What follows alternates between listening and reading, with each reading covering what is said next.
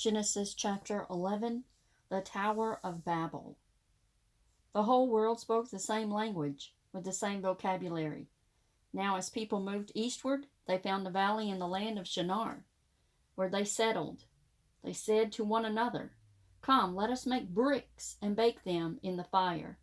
For stone they used bricks, and for mortar they used bitumen.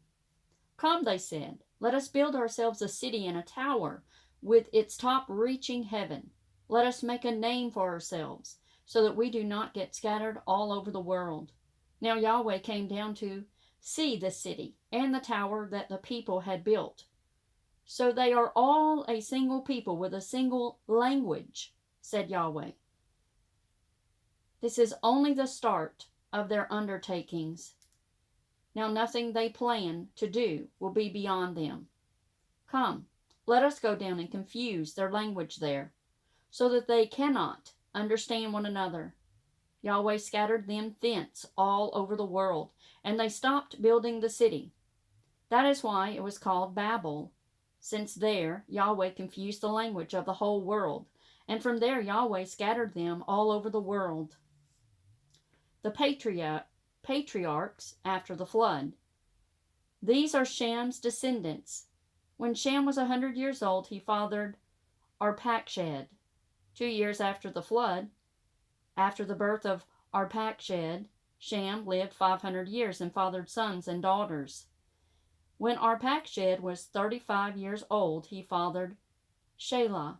After the birth of Shelah, Arpachshad lived 403 years and fathered sons and daughters. When Shelah was 30 years old, he fathered Eber. After the birth of Eber, Shelah lived 403 years and fathered sons and daughters. When Eber was 34 years old, he fathered Peleg.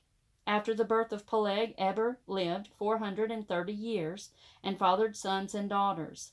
When Peleg was 30 years old, he fathered Reu. After the birth of Reu, Peleg lived 209 years and fathered sons and daughters. When Reu was 32 years old, he fathered Serug. After the birth of Serug, Reu lived 207 years and fathered sons and daughters. When Serug was 30 years old, he fathered Nahor. After the birth of Nahor, Serug lived 200 years and fathered sons and daughters. When Nahor was 29 years old, he fathered Terah. After the birth of Terah, Nahor lived 119 years and fathered sons and daughters. When Terah was 70 years old, he fathered Abram, Nahor, and Haran, the descendants of Terah. These are Terah's descendants. Terah fathered Abram, Nahor, and Haran. Haran fathered Lot.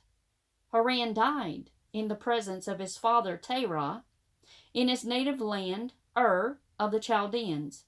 Abram and Nahor both married. Abram's wife was called Sarai.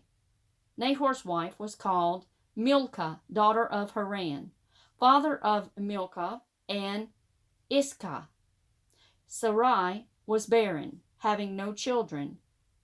Terah took his son Abram, his grandson Lot, son of Haran, and his daughter-in-law, the wife of Abram, and made them leave Ur of the Chaldeans to go to the land of Canaan. But on arrival in Haran, they settled there. Terah's life lasted 205 years, then he died at Haran. Chapter 12 begins the story of Abraham. Yahweh said to Abram, "Leave your country, your kindred, and your father's house for a country which I shall show you, and I shall make you a great nation. I shall bless you and make your name famous. You are to be a blessing. I shall bless those who bless you, and shall curse those who curse you. And all clans on earth will bless themselves by you." So Abram went as Yahweh told him, and Lot went with him.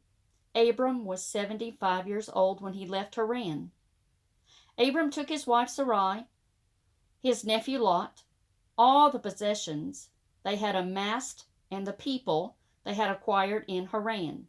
They set off for the land of Canaan and arrived there. Abram passed through the country as far as the holy place at Shechem, the oak of Moreh. The Canaanites were in the country at that time.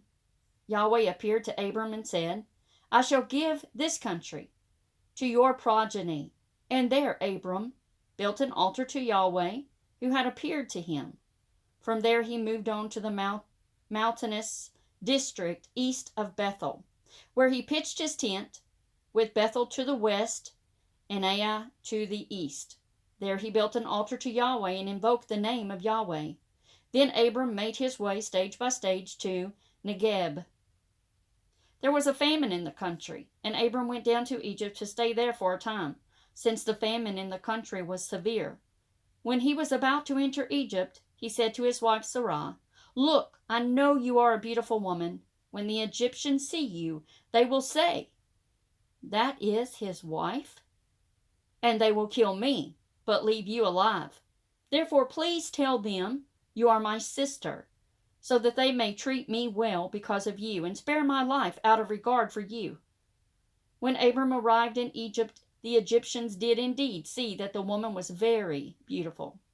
When Pharaoh's officials saw her, they sang her praises to Pharaoh, and the woman was taken into Pharaoh's household. And Abram was very well treated because of her, and received flocks, oxen, donkeys, men and women, slaves, she-donkeys, and camels. But Yahweh inflicted severe plagues on Pharaoh and his household because of Abram's wife, Sarai. So Pharaoh summoned Abram and said, What is this you have done to me? Why did you not tell me that she was your wife? Why did you say she is my sister? So that I took her to be my wife. Now here is your wife. Take her and go. And Pharaoh gave his people orders about him. They sent him on his way with his wife and all his possessions. Chapter 13.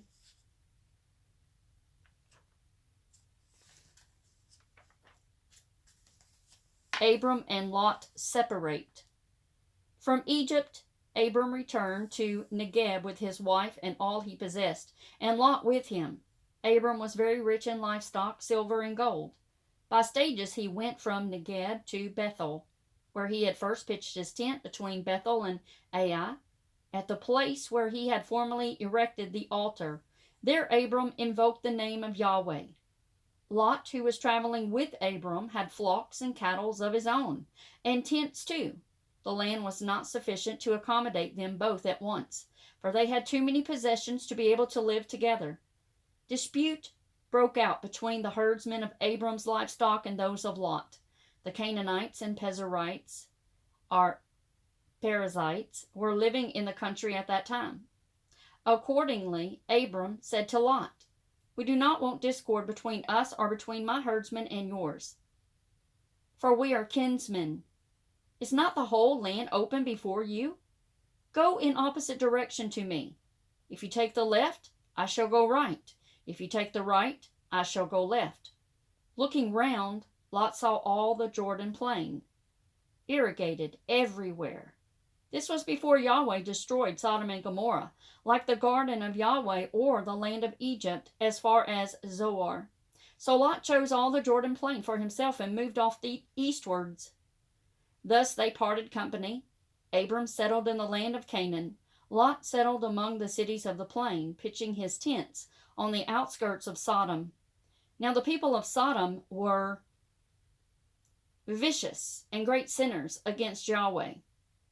Yahweh said to Abram after Lot had parted company from him, Look all around from where you are, to north and south, to east and west. For all the land within sight I shall give to you and your descendants forever. I shall make your descendants like the dust on the ground. When people succeed in counting the specks of dust on the ground, then they will be able to count your descendants too. On your feet, travel the length and breadth of the country, for I mean to give it to you. So Abram moved his tent and went to settle at the oak of Mamre, at Hebron, and there he built an altar to Yahweh. Chapter 14 of Genesis.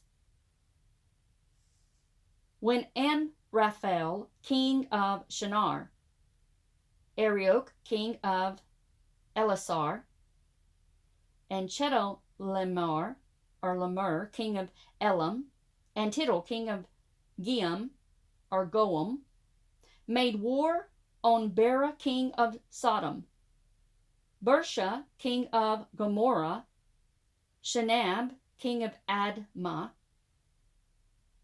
Shemember, king of Zeboam, and the king of Bela, that is Zoar.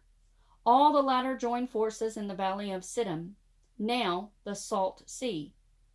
For 12 years they had been under the yoke of Chedor Laomer, or Laomer.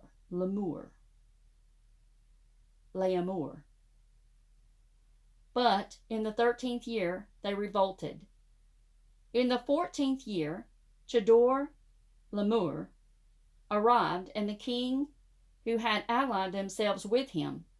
They defeated the Rephaim at Ashtaroth Carnaim, the Zezim at Ham, the Emim in the plains of Kerathaim, the Horites in the mountainous district of Seir, near El Paran, which is on the edge of the desert. Wheeling round, they came to the spring of judgment, that is Kadesh. They conquered all the territory of the Amalekites, and also the Amorites who lived in Hazazon Tamar. Then the kings of Sodom, Gomorrah, Admah, Zeboim, and Bela, that is Zoar, marched out and engaged them in the valley of Siddim. Chedorlaomer, king of Elam, Tidal, king of Goim, Amraphel, king of Shinar, and Arioch, king of Elasar. 4 kings against 5. Now there were many Bidamim, whales, in the valley of Siddim, and in their flight the kings of Sodom and Gomorrah fell into them, while the rest fled into the hills. The conquerors seized all the possessions of Sodom and Gomorrah, and all their provisions, and made off. They also took Lot, the nephew of Abram, and his possessions, and made off. He had been living at Sodom. A survivor came to tell Abram and Aner the Hebrew, who was living at the oak of the Amorite Mamre, the brother of Eshcol. These were allies of Abram. When Abram heard that his kinsmen had been taken captive, he mustered his retainers born in his own household, numbering 318, and gave chase as far as Dan. He and his retainers deployed against them under cover of dark, defeated them, and pursued them as far as Hobah, north of Damascus. He recaptured all the goods, as well as his kinsman Lot and his possessions, together with the women and people. Melchizedek.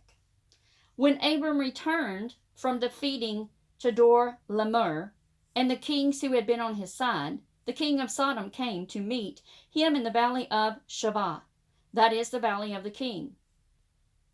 Melchizedek, king of Salem, brought bread and wine. He was a priest of God Most High. He pronounced this blessing: Blessed be Abram by God Most High, creator of heaven and earth, and blessed be God Most High for putting your enemies into your clutches. And Abram gave him 1/10 of everything. The king of Sodom said to Abram, Give me the people and take the possessions for yourself. But Abram replied to the king of Sodom, I swear by God Most High, creator of heaven and earth, not one thread, not one sandal strap will I take of what is yours, for you to be able to say, I made Abram rich. For myself, nothing, except what the troops have used up, and the share due to the men who came with me, Eshcol, Aner, and Mamre. Let them take their share.